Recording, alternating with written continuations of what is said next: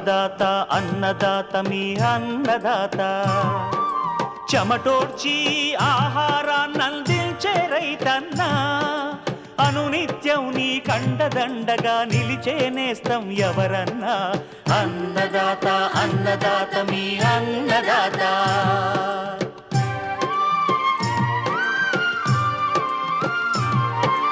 నూతన రీతుల సాగుబడికి నూరింతలు పెరిగే దిగుబడికి సూచనలిచ్చే సస్య రక్షణకు పశు పోషణకి శాస్త్ర విజ్ఞానం అందించి ముందుకు నడిపే తెలుగు రైతు భారతదేశానికి మకుటం అయ్యేలా తీర్చిదిద్దే ఆశయంతో మిమ్ము మేలు కొలిపేది అన్నదాత అన్నదాత అన్నదాత మీ అన్నదాత అన్నదాత అన్నదాత మీ అన్నదాత.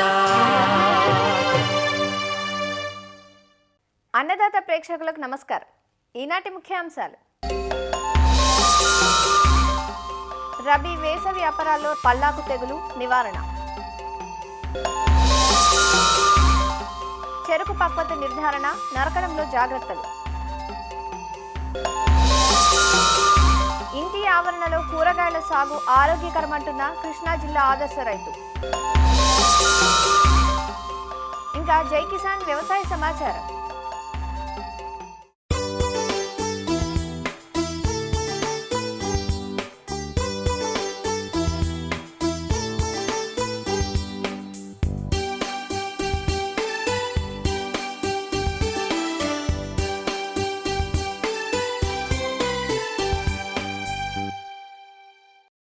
జనవరి చివరి వారానికి వచ్చేసాం.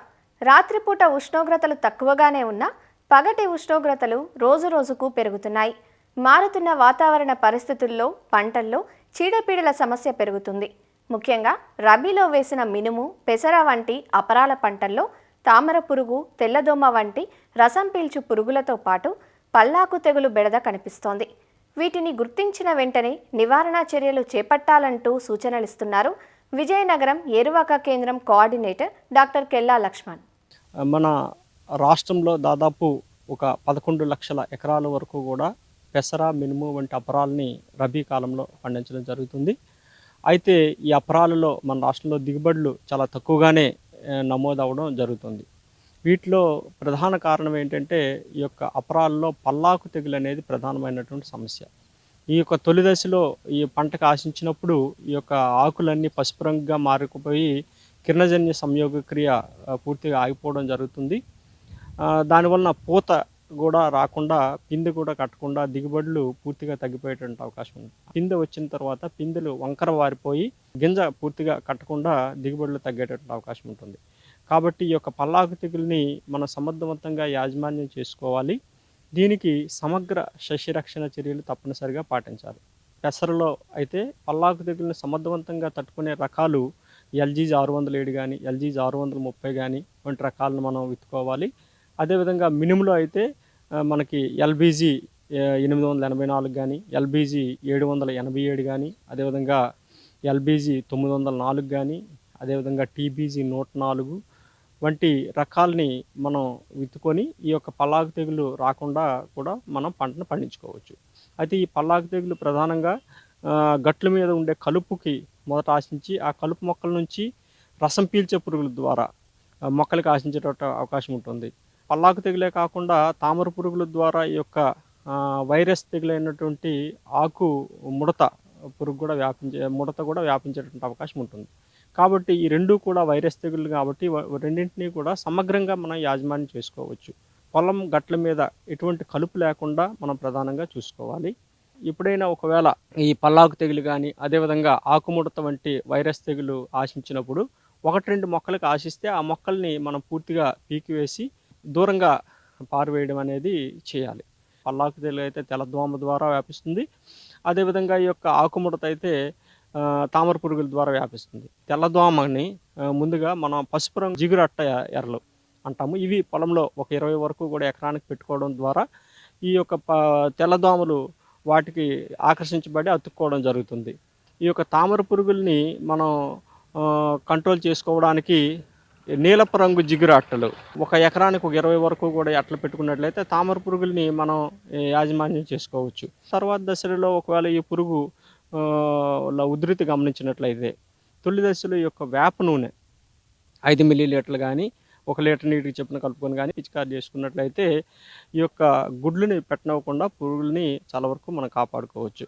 ఒక పురుగు ఉధృతి పెరిగినట్లయితే ఎసిఫేట్ అనే మందునైతే 1 గ్రాము లీటర్ నీటికి చొప్పున కానీ కలిపి పిచికారి చేసుకున్నట్లయితే ఈ తామర పురుగుల్ని కానీ అదేవిధంగా మనం ఈ యొక్క తెల్లదోమను కానీ సమర్థవంతంగా యాజమాన్యం చేసుకోవచ్చు. ఒకవేళ ఈ యొక్క ఆకుముడతను వ్యాపింపజేసేటటువంటి తామర పురుగులే ఒకవేళ ఎక్కువగా ఉన్నట్లయితే ఈ ఫిప్రోనిల్ అనే మందుని 2 మిల్లీలీటర్లు 1 లీటర్ నీటికి చొప్పున కలిపి పిచికారి చేసుకున్నట్లయితే తామర పురుగులను మనం సమర్థవంతంగా యాజమాన్యం చేసుకోవచ్చు.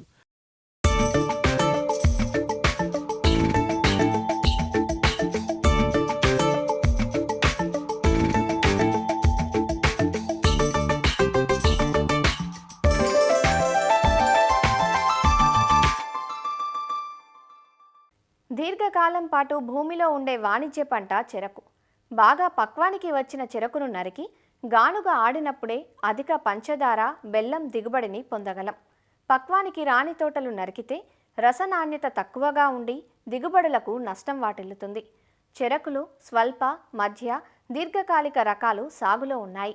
రైతులు సాగు చేసుకున్న రకాలను బట్టి 10 నుంచి 12 మాసాల్లో చెరకును నరుకుదల చేయాల్సి ఉంటుంది. నరుకుదల సమయంలో కొన్ని అజాగ్రత్తల వల్ల రైతులు రికవరీ శాతంలో నష్టపోతున్నారు. చెరకును పైపైన నరకడం, నరికిన తర్వాత ఫ్యాక్టరీకి చేర్చేలోపు ఆలస్యం అవడం వంటి కొన్ని పొరపాట్ల వల్ల 2 నుంచి 5% దిగుబడులు తగ్గుతున్నాయని అంచనా. మరి చెరకు పక్వత నిర్ధారణ, నరకడంలో తీసుకోవాల్సిన జాగ్రత్తల గురించి ప్రొఫెసర్ జయశంకర్ తెలంగాణ రాష్ట్ర వ్యవసాయ విశ్వవిద్యాలయం మెదక్ జిల్లా బసంతపూర్ వ్యవసాయ పరిశోధనా స్థానం ప్రధాన శాస్త్రవేత్త డాక్టర్ విజయ్ కుమార్ నుంచి తెలుసుకుందాం. చెరుకు పంట అనేది ముఖ్యమైన వాణిజ్య పంట. మన తెలంగాణ రాష్ట్రంలో ఏటా 50 లక్షల హెక్టార్లలో సాగు చేస్తూ దాదాపు 30 లక్షల మెట్రిక్ టన్నుల వరకు కూడా చెరుకు ఉత్పత్తి చేస్తున్నారు. అయితే ముఖ్యంగా ఏంటంటే కొంతమంది రైతులు ఈ పక్వతకు రాకముందే కనుక మిల్లు పంపించడం వల్ల అటు చక్కెర దిగుబడులు, అదేవిధంగా రైతుకు చెరుకు దిగుబడులు కూడా నష్టపోయిన సందర్భాలు చాలా ఉన్నాయన్నమాట. అయితే ముఖ్యంగా ఇక్కడ ఇలాంటి తరుణం రాకుండా ఉండడానికి కొన్ని 4 ముఖ్యమైన అంశాలు ఉన్నాయి. ఇక్కడ 4 ముఖ్యమైన అంశాల లోపల ఏంటంటే ముఖ్యంగా ఇక్కడ ఏంటంటే కొన్ని రకాలు చెరుకు రకాలు వివిధ కాలమాన పరిధి లోపల సాగు చేస్తూ ఉంటారు రైతులు. అయితే స్వల్పకాలిక రకాలన్నీ కూడా 8 నెలల నుంచి 10 నెలల్లో పక్వానికి వస్తూ ఉంటాయి. మధ్యకాలిక రకాలన్నీ కూడా 10 నెలల నుంచి 12 నెలల వరకు పక్వానికి వస్తుంటాయి. దీర్ఘకాలిక రకాలు 14 నెలల పైబడి పక్వానికి వస్తూ ఉంటాయి. 4 ముఖ్యమైన అంశాలు మనము చెరుకు పక్వతకు వచ్చిందని బాహ్యంగా మనం నిర్ధారణ చేసుకోవచ్చు. ఒకటేంటంటే చెరుకు తోటలో ఉన్నటువంటి ఆకులు ఎప్పుడైతే లేత ఆకుపచ్చ నుంచి పసుపు రంగుగా మారుతూ ఉంటాయో ఇది ఒక నిదర్శనం. ఇది చెరుకు పక్వతకు వస్తుంది అని చెప్పేసి మనం నిర్ధారించుకోవచ్చు. ఇదొక అంశం. రెండవది ఏంటంటే చెరుకు పంటకి పైన వచ్చే మౌటాకులు అవి రావటం ఆగిపోతూ ఉంటాయి. ఇది కూడా చెరుకు పక్వత వచ్చిందని చెప్పేసి దీని ద్వారా కూడా మనము నిర్ణయిస్తాం. ఇంకొన్ని సందర్భాల లోపల ఈ పైన ఉన్నటువంటి ఆకులు దగ్గరగా వచ్చి కుచ్చులుగా ఏర్పడుతూ ఉంటాయి. సో దీన్ని బట్టి అంటే దాని ఎదుగుదల అనేది తగ్గిపోయింది కాబట్టి చెరుకు పక్వతకు దగ్గరలో ఉంది అని చెప్పేసి కూడా మనము నిర్ధారణ చేసుకోవచ్చు.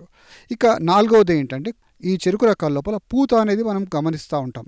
ఎప్పుడైతే పూత వచ్చింది అని వస్తుందో దాని లోపల ఉన్నటువంటి ఈ పరిపక్వ దశ పూర్తయి పంట పక్వతకు చేరుకుంది అని చెప్పేసి కూడా మనము నిర్ధారణ చేసుకుంటాం. చెరుకు పక్వతకు వచ్చింది అని చెప్పేసి 4 అంశాలు మనము పరిగణనలోకి తీసుకుంటాం. ఇంకోటి ఏంటంటే మనం శాస్త్రీయంగా చూడాలంటే కనుక ఇక్కడ కొన్ని అంశాలు మనం తీసుకోవాలి. ఎప్పుడైతే చెరుకుని ఈ మామూలు తోటల్లోంచి ఒక 4-5 గడలు నరికి అందులోపల రెండు దాని సగభాగాల కింద చేయాలి. పై సగభాగము కింది సగభాగాన్ని వేరువేరుగా గానుగాడిచ్చి అందులో నుంచి ఉన్నటువంటి రసాన్ని ఈ చేతి రిఫ్రాక్టోమీటర్ సహాయంతో చక్కెర శాతము అదేవిధంగా రస పక్వత ఇదని కూడా మనం నిర్ధారించుకోవాలి. ఎప్పుడైతే రసనాణ్యత అనేది ఎప్పుడైతే చక్కెర శాతం అనేది 18% పైబడి వచ్చిందో అప్పుడు చెరుకు పక్వత వచ్చిందని చెప్పేసి నిర్ధారణ చేస్తాం. అంతేకాకుండా ఈ చక్కెర నాణ్యతతో పాటు ఈ రస శుద్ధత అనేది కూడా చాలా ఇంపార్టెంట్. ఎప్పుడైతే రస శుద్ధత కూడా 90% పైబడి ఉంటేనే చెరుకు పక్వతకు వచ్చిందని చెప్పేసి కూడా మనం నిర్ధారిస్తాం అన్నమాట. సో ఈ 2 అంశాలు మనము శాస్త్రీయంగా మనము నిర్ధారించుకుంటాము చెరుకు పక్వత వచ్చింది అని తెలియడానికి. ఇంకోటి ఏంటంటే ఇక్కడ మనం గమనించవలసింది ఏంటంటే వాతావరణం. కొన్ని సందర్భాల లోపల చెరుకు ఎప్పుడు నాటుకున్నా కానీ కూడా శీతాకాలం పరిధి లోపల ఈ డయర్నల్ వేరియేషన్ అంటాం, అంటే రాత్రి ఉష్ణోగ్రతకి పగటి ఉష్ణోగ్రతకి వ్యత్యాసం. ఈ రాత్రి ఉష్ణోగ్రతకి పగటి ఉష్ణోగ్రతకి ఎంత హెచ్చు వ్యత్యాసం ఉంటుందో చెరకు గడల లోపల అంత చక్కెర కూడిక ఎక్కువగా ఉంటుంది. చక్కెర శాతం పెరగడానికి కూడా ఇది ఒక మంచి వాతావరణ అంశంగా కూడా మనము తెలియజేస్తూ ఉంటాం అన్నమాట. అంటే 12 నెలల పాటు ఉండేటువంటి చెరుకు మనము ఏ సందర్భంలోనైనా సరే మార్చ్ ఏప్రిల్లో నాటుకున్నా కానీ కూడా కొన్ని రకాల అనుగుణంగా కాలమాన పరిధులు బట్టి కూడా కొన్ని శీతాకాలం రాగానే ఈ డయర్నల్ వేరియేషన్ అంటే ఈ వ్యత్యాసం వలన కూడా తొందరగా పక్వత కూడా వస్తూ ఉంటాయన్నమాట. ఇది కూడా మనం ఒక విధంగా నిర్ధారించుకోవచ్చు. చెరుకును 12 నెలల పాటు రైతు పెంచుతాడు కాబట్టి చెరుకు దిగుబడి, అదేవిధంగా చక్కెర నాణ్యత, మిల్లు పరిధి లోపల చక్కెర దిగుబడులు ఇవన్నీ రావాలంటే కొన్ని అంశాలు కూడా ఇక్కడ పరిధిలోకి తీసుకోవాలి. అందులో ముఖ్యమైన ఏంటంటే కనుక ఎప్పుడైనా సరే చెరుకు నరికేటప్పుడు భూమట్టానికి చెరుకు నరకాల్సిన అవసరం ఎంతైనా ఉంటుంది. అంటే కొంతమంది కూలీల ద్వారా కనుక చెరుకు నరికినప్పుడు వాళ్ళు ఏం చేస్తుంటారు, భూమికి పైన 2 నుంచి 3 అంగుళాలు వదిలేసి నరుకుతూ ఉంటారు. ఇలా నరకడం వల్ల దాదాపు రైతులకు 3 టన్నుల వరకు కూడా దిగుబడి లోపల నష్టం వస్తూ ఉంటుంది. ఇంకోటి ఏంటంటే చెరుకు గడల లోపల ముఖ్యంగా చక్కెర కుడికలు అనేది ఈ కింది భాగంలో ఎక్కువగా పేరుకుపోయి ఉంటాయి. ఈ కింది భాగంలో పేరుకుపోయి ఉన్నప్పుడు భూమిపైన వదిలేసినటువంటి ఈ గడల లోపల చక్కెర కుడికలు చాలా ఎక్కువగా ఉండడం వల్ల అటు మిల్లు పరిధి లోపల చక్కెరకు నష్టం వస్తుంది, అటు రైతుకు 3 టన్నుల వరకు కూడా నష్టం వస్తుంది. కాబట్టి ఇక్కడ మనము ఈ భూమట్టానికి నరకాల్సిన అవసరం ఎంతైనా ఉంటుంది. ఇలా నరకడం వల్ల మనకు ఇంకో లాభం ఏమిటంటే మనం తర్వాత చేసుకున్నటువంటి మోడెం లోపల ఎక్కువ పిలకల సముదాయం రావటము, ఈ పిలకల సముదాయంతో గడలు సమృద్ధిగా రావటము, ఈ గడల లోపల బరువు ఎక్కువగా ఉండటము, అటు మోడెం దిగుబడులు కూడా పెరగడానికి కూడా ఆస్కారం ఎక్కువగా ఉంటుంది. ఇక రెండో అంశం ఏంటంటే ఎప్పుడైనా సరే చెరుకు నరుకుతున్నప్పుడు మనము ఈ కర్మాగారం పంపిస్తాం. పంపించేటప్పుడు ఈ ఎండుటాకులు, దానిపైన ఉన్నటువంటి చెత్త చెదారము ఇలాంటివన్నీ కూడా తీసేయాల్సిన అవసరం ఉంటుంది. ఎందుకంటే ఈ చెరుకు చెత్తకి దాంతోపాటు ఉండడం వల్ల ఈ ఫ్యాక్టరీ పరిధి లోపల రికవరీకి అనేది చాలా అంతరాయం ఏర్పడుతూ ఉంటుంది. ఇంకోటి ఏంటంటే కొన్ని సందర్భాల లోపల తోట నీటి ముంపుకు గురైనా లేకపోతే చీడపీడలకు లోనైనా కానీ కూడా ఇలాంటి తరుణం లోపల కూడా చెరుకుని తొందరగా నరకాల్సిన అవసరం ఉంటుందన్నమాట. కర్మాగార పరిధి లోపల ఒక్కొక్కసారి ఆ మిల్లు క్లీనింగ్ కానీ లేకపోతే మిల్లు లోపల ఉన్నటువంటి చిన్న చిన్న సమస్యలు రావడం వలన కూడా ఒక 2-3 రోజుల వరకు కూడా ఈ మిల్లు పనిచేయకున్నటువంటి సందర్భాలు చాలా ఉంటాయి. అలాంటి సందర్భం లోపల ఎండలో ఉండడం వలన చెరుకు అటు దిగుబడి పరంగా అటు నాణ్యత పరంగా కూడా రైతులు కొంత నష్టం చూస్తూ ఉంటారు. సో ఇలాంటి సందర్భాలు వచ్చినప్పుడు దీనిపైన కనుక ఈ ఎండుటాకులు ఈ చెరుకు ఎండుటాకులు పైన పల్చగా పరిచేసి ఈ నీళ్లు చిలకరించడం వలన కూడా కొంతవరకు దీని బరువు దీంతో పాటు నాణ్యత కూడా తగ్గకుండా ఉండడానికి కూడా ఆస్కారం ఎక్కువగా ఉంటుంది.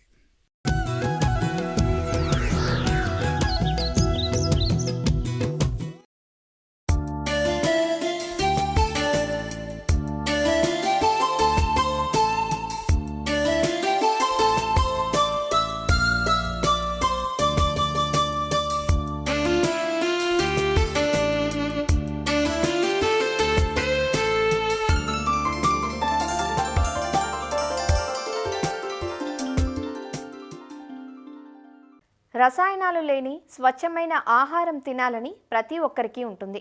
కానీ ఇవాళ నిద్ర లేచింది మొదలు రాత్రి పడుకునే వరకు అంతా ఉరుకుల పరుగుల జీవనమే. ఇక రసాయన రహిత ఉత్పత్తులను పండించుకునేందుకు అవకాశం ఎక్కడా అనుకునే వారికి మిద్దె సాగు చక్కని పరిష్కారంగా నిలుస్తోంది. ఇప్పటికే ఎందరో ఔత్సాహికులు వారికున్న అవకాశాలను సద్వినియోగం చేసుకుంటూ ఇంటి ఆవరణలో మిద్దెపైన ఆకుకూరలు, కూరగాయలు, పూలు, పండ్లు, ఔషధ మొక్కలను పెంచుకుంటూ ఎందరికో స్ఫూర్తిదాయకంగా నిలుస్తున్నారు. పట్టణ నగరాలలో ఆదరణ పొందిన ఈ మిద్దె సాగు విధానం ఇప్పుడు పల్లెలకు విస్తరిస్తోంది. ఇంటి ఆవరణలో వివిధ రకాల కూరగాయలు పండిస్తూ తోటి పల్లె ప్రజలకు ఆదర్శంగా నిలుస్తున్నారు కృష్ణా జిల్లాకు చెందిన ఓ ఆదర్శ రైతు.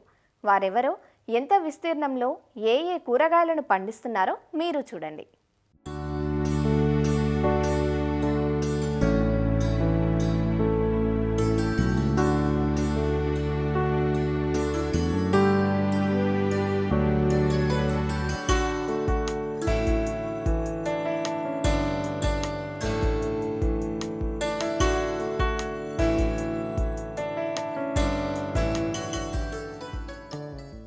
పల్లెలు దేశ ప్రగతికి పట్టుగొమ్మలు అని నానుడి. గతంలో గ్రామసీమలు పాడి పంటలతో వెలసిల్లేవి. ప్రతి లోగిలి ఇంటి పంటలతో కలకలలాడేవి. కాలక్రమంలో ధోరణి మారింది. పల్లె జీవనంలో మార్పులొచ్చాయి. పంటల్లో అధిక దిగుబడుల కోసం విచ్చలవిడిగా రసాయనాల వాడకం పెరిగింది.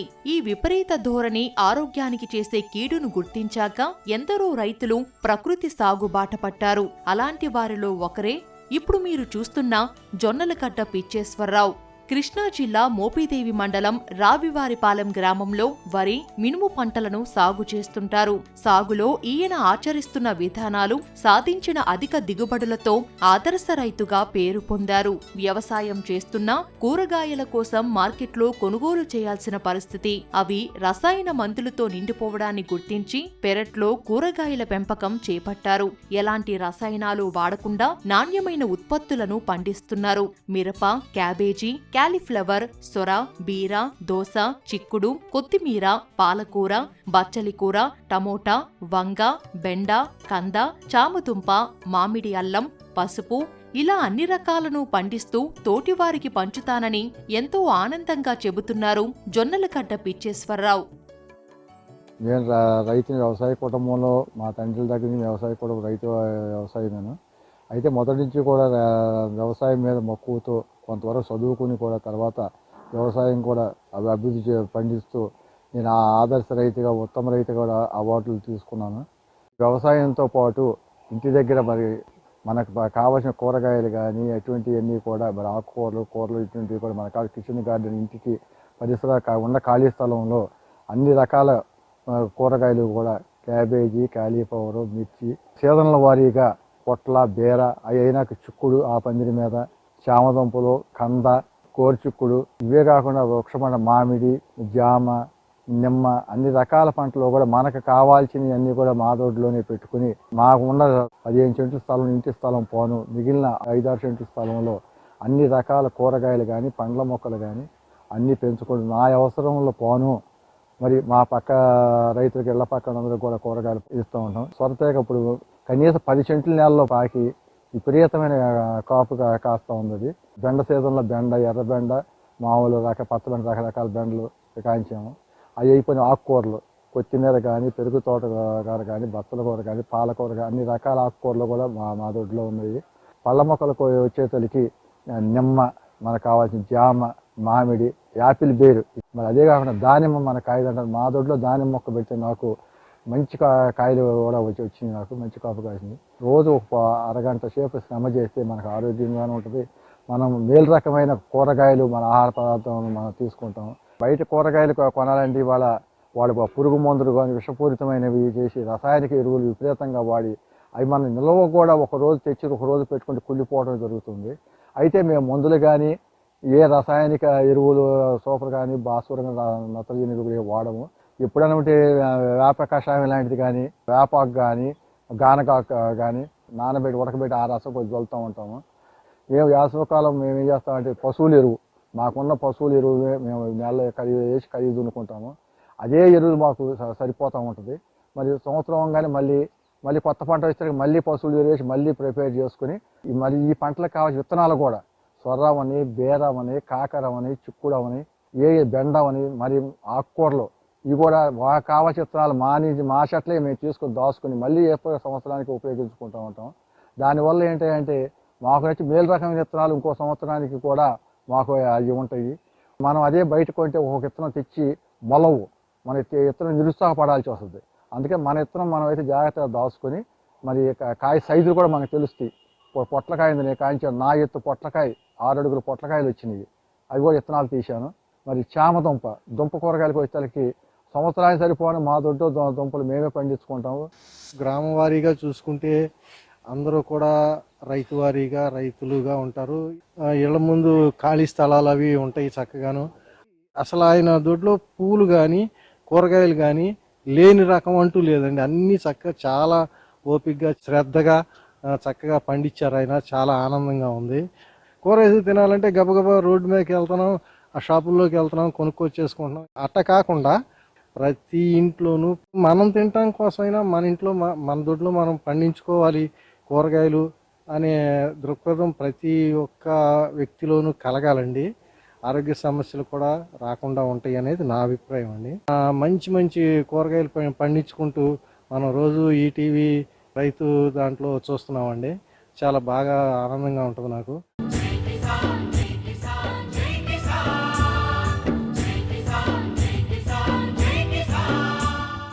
వ్యవసాయ సమాచారం ఇప్పుడు జై కిసాన్లో చూద్దాం. గణతంత్ర దినోత్సవం సందర్భంగా సంగారెడ్డి జిల్లాలోని పోలీస్ పరేడ్ గ్రౌండ్లో తెలంగాణ రాష్ట్ర ప్రభుత్వం పలు స్టాళ్లను ఏర్పాటు చేసింది. జిల్లా కలెక్టర్ ప్రావీణ్య స్టాళ్లను ప్రారంభించి అధికారులను వివరాలు అడిగి తెలుసుకున్నారు. రైతులకు ఉపయోగపడే సాంకేతికతను గ్రామ స్థాయికి తీసుకెళ్లాలని, ప్రభుత్వ పథకాల లబ్ధి నేరుగా రైతులకు చేరేలా చూడాలని అధికారులను ఆదేశించారు. ఇందులో ముఖ్యంగా వ్యవసాయ శాఖకు సంబంధించిన ప్రత్యేక స్టాళ్లు సందర్శకులను ఆకట్టుకున్నాయి. జిల్లాలోని భూసార పరీక్ష కేంద్రం ద్వారా రైతులకు ఉచితంగా మట్టి పరీక్షలు నిర్వహిస్తున్నట్లు వ్యవసాయ శాఖ అధికారులు తెలిపారు. అలానే మత్స్యశాఖ ఆధ్వర్యంలో చేపల పెంపకం, మత్స్యకారులకు అందుతున్న ప్రభుత్వ ప్రోత్సాహకాల గురించి వివరిస్తూ స్టాల్ ఏర్పాటు చేశారు. మొత్తం మన జిల్లాలో 1135 నీటి వనరులు ఉన్నాయి. సుమారు 12,603 సహకార సంఘాల్లో సభ్యులు ఉన్నారు. వీళ్ళందరూ కూడా చేపలు పట్టుకోవటము, చేపలపైన ఉపాధితో వాళ్ళ యొక్క జీవనాధారం గడుపుతా ఉన్నారు. అలాగే ఈ సంవత్సరం 2 కోట్ల చేప పిల్లలు విడుదల చేయడం జరిగింది. 542 నీటి వనరులు ఇవ్వటం జరిగింది. మత్స్యశాఖ నుంచి మత్స్యకారులకి కావాల్సిన అన్ని కార్యక్రమాలు కానీ లేకపోతే స్కీమ్స్ కానీ మేము చేపడుతున్నాం. సంగారెడ్డిలో భూసార పరీక్ష కేంద్రం మనం జిల్లా మొత్తానికి మనం సాయిల్ అనాలిసిస్ చేస్తూ ఉంటాం. దగ్గర సంవత్సరానికి 12,000 శాంపిల్స్ చేస్తూ ఉంటాం. వాటితో పాటుగా మనం ఏంటంటే విత్తన పరీక్ష చేస్తుంటాం, అలాగే నీటి యొక్క పరీక్షలు కూడా చేస్తూ ఉంటాం.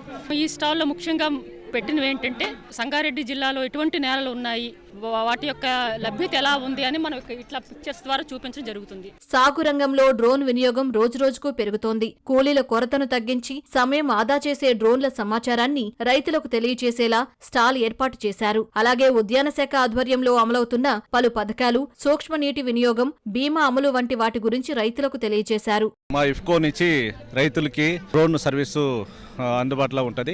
డీలర్కి డ్రోన్ మేము ఇచ్చి ఎంటర్ప్రినర్ మోడల్, డీలర్ నుంచి ఫార్మర్స్కి మనకు స్ప్రే చేయడం ఇది అందుబాటులో ఉంటుంది. మనకి తక్కువ కాస్ట్, మనకి ఇప్పుడు ప్యాడీ ఫీల్డ్లో మనము స్ప్రే చేయాలంటే మనకు చాలా లేబర్ దొరకదు.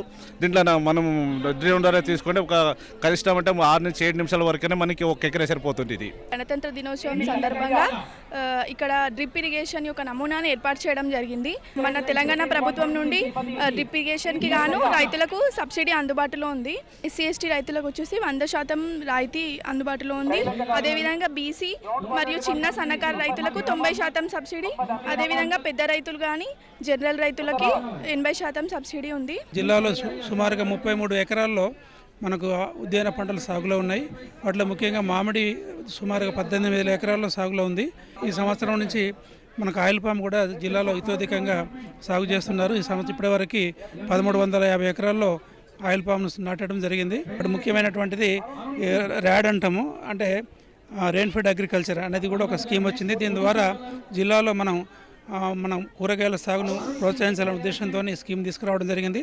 ప్రతి రైతు కూడా మనం 30,000 రూపాయల రాయితీతోని మన విత్తనాలు కానీ, తర్వాత ఈ ప్లాస్టిక్ బుట్టలు, వర్మి కంపోస్ట్ బెడ్స్ మరియు ఈ తేనెటీగలు పెంచుకోవడానికి కూడా మన బాక్సులు ఇవ్వడం జరుగుతూ ఉంది. అదేవిధంగా ఇంకో కొత్త స్కీమ్ కూడా మనకు ఈసారి ప్రమోషన్ ఆఫ్ హార్టికల్చర్ యాక్టివిటీస్ అనేది కూడా ఈ మధ్యన రావడం జరిగింది. దాని ద్వారా కూడా రైతులకి అన్ని రకాల సహాయం చేయడం జరుగుతుంది. వ్యవసాయ అనుబంధ రంగాలకు సంబంధించిన స్టాళ్లు అందరినీ ఆకట్టుకున్నాయి. గణతంత్ర దినోత్సవ వేడుకలకు వచ్చిన ప్రజలు, విద్యార్థులు, రైతులు ఈ స్టాళ్లను ఆసక్తిగా సందర్శించారు. మరిన్ని విభిన్న అంశాలతో రేపటి అన్నదాతలో మళ్ళీ కలుసుకుందాం. నమస్కారం. అన్నదాతలు తమ సందేహాలు, సమస్యలను 1800-425-4085 టోల్ ఫ్రీ నెంబర్లో ఉదయం 10 గంటల నుంచి 11 గంటల మధ్య పని దినాలలో సంప్రదించగలరు. ఈ కార్యక్రమాన్ని యూట్యూబ్లో www.youtube.com/annadaata ETV లింక్ ద్వారా వీక్షించవచ్చు.